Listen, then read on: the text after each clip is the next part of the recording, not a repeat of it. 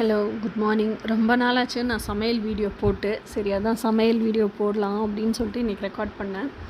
ஆக்சுவலாக எனக்கு கத்திரிக்காய் குழம்பு ரொம்ப பிடிக்குங்க. அது குட்டி குட்டி கத்திரிக்காயாக இருக்க கம்மா கத்திரிக்காய்ன்னு சொல்லுவாங்க. குட்டி குட்டி கத்திரிக்காயாக அந்த 4 நாளாக கீரி போட்டு குழம்பு வைக்கிறதுக்கெலாம் ரொம்ப பிடிக்கும்.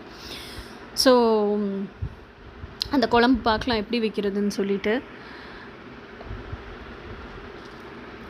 அது போக என்ன சொல்கிறது, எனக்கு அந்த எங்கள் அம்மாவை கொடுத்த மசாலா வச்சு குழம்பு வைக்கணுன்ட்டு ரொம்ப ஆசை.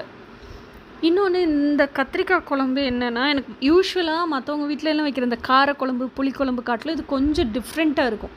அதனால் இந்த டேஸ்ட் எனக்கு ரொம்ப பிடிக்கும். ஸோ ஓகே, என்னென்னு பார்க்கலாம். 2 ஃபுல் பெரிய வெங்காயம் எடுத்துக்கோங்க.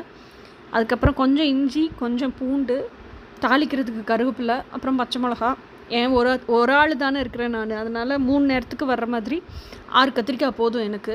அப்புறம் கொஞ்சம் புளி, நல்ல நெல்லிக்காய் அளவு புளி எடுத்து ஊற போட்டுக்கோங்க. நெல்லிக்காய்ங்கிறது பெரிய நெல்லிக்காய் இல்லை, அந்த சின்ன நெல்லிக்காய் இருக்கும்ல, அந்த சைஸில் புளி ஊற போட்டுக்கோங்க. அப்புறம் எங்கள் அம்மாவோட, அதாவது மிஸ்டீஸ் கிரியேஷனோட குழம்பு மசாலா எடுத்திருக்கேன். அதுக்கப்புறம் காய் நறுக்கும்போது தான் ஃபீல் பண்ணேன், புளி வேறு இவ்வளோ போட்டு தக்காளியும் நிறையா போட வேண்டாம்னு ஒரு தக்காளி ரெடியூஸ் பண்ணிட்டேன். 2 வெங்காயம் நல்லா பொடுசாக நறுக்கி வச்சுக்கோங்க. இஞ்சி பூண்டை மிக்சியில் அரைச்சி வச்சுக்கோங்க. தக்காளியை நறுக்கி ரெடி பண்ணி வச்சுக்கோங்க. புளியை நல்லா கரைச்சி வச்சுக்கோங்க. கரைச்ச புளியில் நல்ல 1 டேபிள் ஸ்பூன் குமியலாக மிளகாப்பொடி போட்டு கலந்து வச்சுக்கோங்க. ஓகேயா? ஸோ அதுக்கப்புறமா வடைச்சட்டியில் நல்லா எண்ணெய் விட்டுக்குங்க. எண்ணெய் விட்டுட்டு இந்த கத்திரிக்காயை போட்டு நல்லா வதக்கிக்குங்க. இந்த கத்திரிக்காய் 93% எண்ணெயிலே வெந்துடணும். அதை வெந்ததுக்கப்புறம் தனியாக ஒரு தட்டில் எடுத்து வச்சுருங்க. அப்புறம் அதே வடைச்சட்டியிலே இன்னும் கொஞ்சம் உண்டனை எண்ணெய் ஊற்றி கடுகு உளுந்தம்பருப்பு போட்டு தாளிப்போம்ல, அதோட கருவேப்பிலை, பச்சை மிளகாய் இதெல்லாம் போடும்போது வெந்தயம், ஜீரகம், கொஞ்சம் மிளகு, ஒரு 2-3 கிராம்பு இதையும் போட்டு தாளிச்சுக்குங்க. தாளிச்சிட்டு அதுக்கப்புறமா எல்லாம் சட்டுன்னு வெடிக்கும். இல்லை, வெடித்ததுக்கப்புறமா நல்ல வெங்காயம் போடுங்க. வெங்காயம் நல்லா கண்ணாடி மாதிரி க்ளாஸியாக வர வரைக்கும் வெங்காயத்தை நல்லா தாளிச்சிட்டு, பூண்டு நான் கொஞ்சமாக தான் பூண்டு இஞ்சியோடு சேர்த்து அரைச்சி வச்சுருந்தேன். சின்ன பல்லு இருக்கும்ல பூண்டு, அதெல்லாம் அப்படியே முழுசாக போட்டு வெங்காயத்துக்கூடயே தாளித்து விட்டுட்டேன்.